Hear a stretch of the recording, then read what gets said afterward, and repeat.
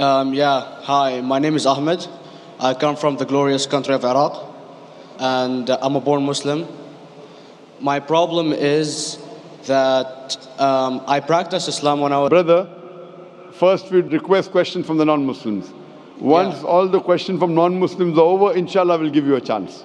Yeah, but I'm telling you my problem only. It's okay. But you said you're Ahmed and you're a born Muslim. I am born Muslim. But now are you a Muslim or not?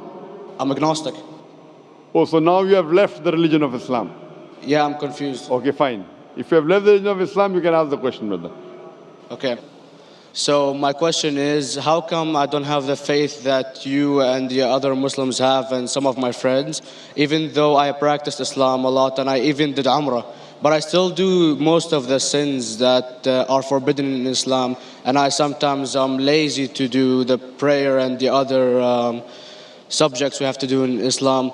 I have read many books and about other religions and conspiracy theories and documentaries and such. I even have seen your own videos on YouTube, and there are many questions that go around my head about Allah and the Messenger and Muslims in general. And basically the most important question is, you said in one of your debates or questions that Allah is the creator and He's uncreated. But I have realized, how can the uncreated exist? And if He exists, how can we notice Him? How can we see Him or hear Him or feel Him or know of His existence if He's uncreated in our own dimension or so? That's one of the questions. Brother Ahmed said that he is a born Muslim. He comes from Iraq. He read the Quran, he read the books, but he commits many sins. He believes maybe sometimes he's agnostic and he's lazy for praying. Brother, before I answer your main question, if you do sins and if you're lazy for praying, that does not make you a non-Muslim. As long as you believe that praying is fard, sometimes you miss, it's a sin. It's a major sin that you sometimes don't pray, but that doesn't make you a non-Muslim. If you say praying is not required, then you're doing kufr. But if sometimes you do sin, sometimes minor sin, sometimes major sin, it is haram, it's forbidden, but that does not throw you outside the fold of Islam. There are sometimes waswasa of the shaitan asking you, you're a Muslim, but this is wrong in Islam, this is wrong. And it does deviate the person's mind. At that time, maybe your iman may be low. But these things should not make you consider that you're non-Muslim. Regarding a question that I mentioned in my speech, and you're right, that Almighty God is the creator, but He Himself is uncreated. You ask the question, how can the uncreated, how can we see the uncreated? And how it's possible? Allah subhanahu wa ta'ala is Khaliq, is the creator. And by definition, He's uncreated. Because normally people say that when they try and prove in logic that everything has a creator, who created this table, the carpenter, from where he got, from the tree, who created the tree, so it goes back to Allah. So when many of the people try to convince an atheist, they try and say that everything has a creator, and then they get trapped when the atheist asks him, who created Allah? So if you hear my tapes, I never go that way. I ask the atheist that how did you come to know about the universe? How did you come to know about the functioning of the stars, of the sun? And he says, and goes back, that the creator. So it's the vice versa. So if you know how to deal with logic, you don't trip over this problem with the atheist trap, the Muslims or the believers, by saying who created Allah.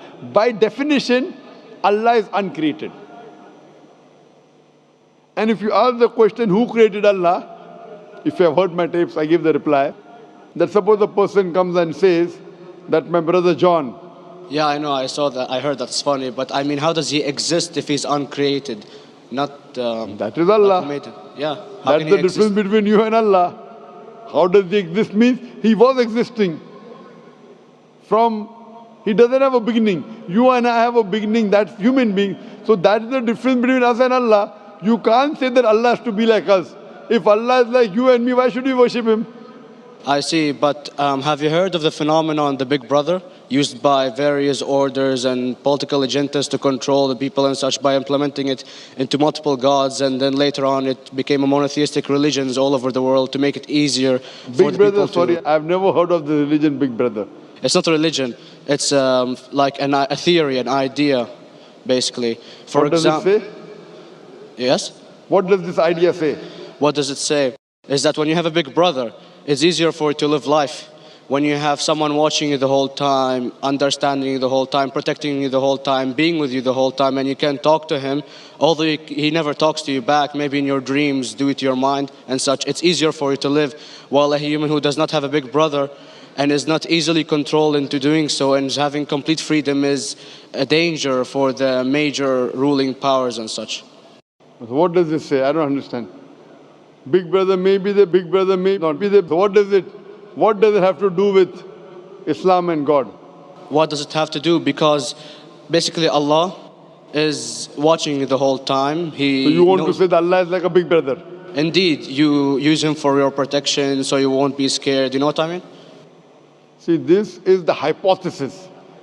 Hypothesis. If you have heard, how do I convince an atheist? If you have heard my answer, that you said that you're agnostic, you're atheist. Yeah. So first thing I do to an atheist is I congratulate him. What? I congratulate him. Have you heard my answer of atheist? Yeah, you congratulate them and stuff. But I haven't seen your debates with the atheist. I just saw your answers on some questions. Fine, so you haven't seen the answer of atheist.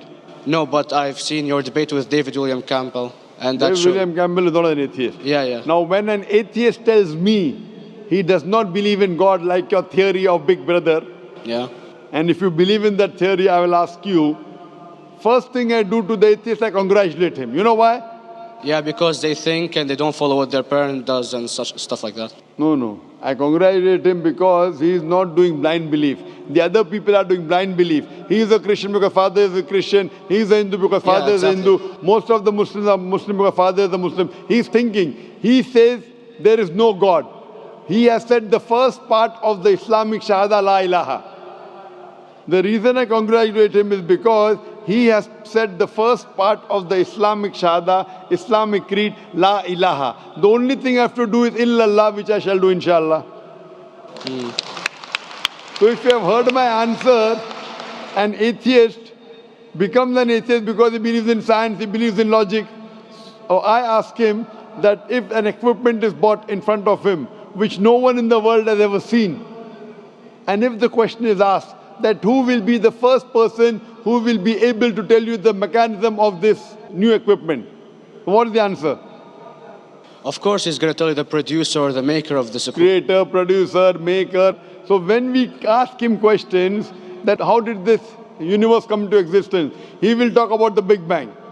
This what we're going to talk is already mentioned in the Quran 1400 years ago in Surah Anbiya chapter number 21 verse number 30. Avalam yaral lazina kafaru anna samawati wal arda kanat ratkum fataknahuma. Do not the unbelievers see that the heavens and the earth were joined together and we clove them asunder. This what you came to know 50 years back is mentioned in the Quran 1400 years ago. Who could have mentioned that? Well, in various civilizations in like 2000 or 5000 BC before Islam came or Christianity itself, there was various civilizations that are good in astronomy and they know more about our solar system than we do now, sadly. Brother, your knowledge of science is little, not in-depth. I do agree. There are certain things which were known as hypotheses. For example, we came to know, we were proved that the earth was spherical in 1577. I know that in 6th century BC, there were Pythagoras who believed that the earth was spherical. But the same Pythagoras who believed the earth was spherical also believed that the earth was the center of the universe, which is wrong. You show me one civilization which believes 100% what the Quran has mentioned. I challenge you. What you say, so do you mean to say there was a person who said, okay, this civilization, out of 100 things, these 2 things are right. Out of 100 things, these 5 things are right. Out of this 100, and picked and chose. Who can do that? No one besides the Creator. Even if you know that there were 10 different civilizations, hundreds of civilizations, there is not a single civilization that you know in the past which knew 100% of science what we know today. So where is your logic? Where is your theory? I do know that certain things were hypotheses which were proved later on. But there is not a single civilization which knows everything what is mentioned in the Quran. So the answer goes back to the original question, who could have collected this in the Quran? Someone 1400 years back, could he do and say, okay, out of these 100 things, these 3 are right, out of these 100 things, these 2 are right, out of this, it's not possible. Mathematically, it's not possible. Well, you never gave the idea of extraterrestrials or so. I mean, knowledge is power. And Brother, I'm asking you a simple question. We are not come here to have a debate. yeah. I'm asking you a question. Point out a single civilization. You're asking something else. Yeah, We are alright. not here to discuss. You can come in the room and discuss. You ask a question, I'm giving you the answer. You gave about old civilization. I told you you're right. But out of 100 things, 98 they were wrong. So I'm asking you, who could have mentioned this in the Quran? You're talking something else now. Yeah, well, I'm asking a simple question, 2 plus 2 equal how much? You are saying, I'm telling you 3 multiplied by 3 is how much? I'm asking a name, you're telling that where do you live? I'm asking a simple question, name me a single civilization which has everything what was mentioned in the Quran.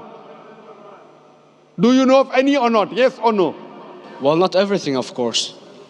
Even not 10%. Why? Babylon knows of most of the planets and such. Planet is not the only thing mentioned in the Quran. There are 1,000 things mentioned in the Quran. To say what 1,000 things are mentioned in the Quran, 10% would be equal to 100 things. Did Babylonian civilization knew about 100 things mentioned in the Quran? No, because they You don't cannot. have the They IQ knew of that. 5 or 6 things. In percentage wise, very small. So Of course. who can be the author of the Quran besides the creator to know what is right, what is wrong? Today science has established the hypothesis mentioned by Babylonian so many centuries back is today proven. So these were hypotheses in the past, which out of them many have been rejected, some have been accepted. So to collect all which is 100% correct has to be from the creator and no one else. Hope that answers the question.